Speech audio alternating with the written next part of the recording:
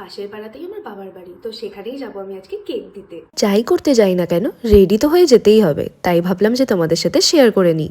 এই সোয়েট টি শার্টটার সাথে আমি পরেছিলাম এই ডেনিম জিন্সটা।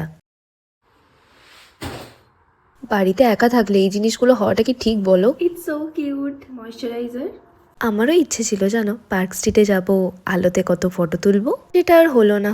ফাউন্ডেশন আমি অল্প একটু নেব, এটাকে আমি মিক্স করব। আমি আসলে হাত দিয়েও ব্লেন্ড করতে পারতাম, বাট আমি ব্রাশটাই বেশি প্রেফার করি। See my glow, it's glow time. এটা কারেন্ট ফেভারিট আমার, লিপস অ্যান্ড চিক টিন্ট। ওটাতে আইজও লেখা ছিল, আইজেও ইউজ করতে পারবো, তো তাই আমি সেই সুযোগটা ছাড়লাম না। আর যাই স্কিপ করি না কেন, মাস্কারা আমি স্কিপ করতে পারবো না।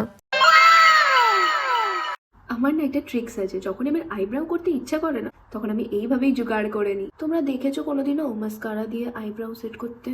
বাট আমি করি। ইউজ করবো আমি অ্যাগেন এই টিনটা, লিপস। টিন্টার কালারটা চেরি রেড, বাট কেন জানি না ক্যামেরাতে পিঙ্ক লাগছে।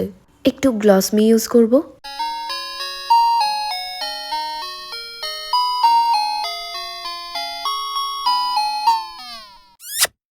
আমি রেডি হয়ে গেছি গাইজ। আমার এইভাবেই যেতে ইচ্ছা করছে, কিন্তু এইভাবে তো আমি যেতে পারবো না।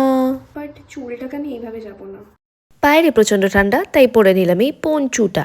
আর চুলটাকে আমি এইভাবে একটা পনি করে নিলাম। হ্যাঁ হ্যাঁ, এবারে বলবো, here is my final look guys. তো অনেক তো ঢং করলাম, বাট আমি নিজে এখনো কেক খাইনি জানো। আর সেলফ লাভ তো সব থেকে বেশি ইম্পর্টেন্ট। আরো বড়দিন বলে কথা, আর আমি কেক খাবো না সেটা কিভাবে হতে পারে? Merry Christmas.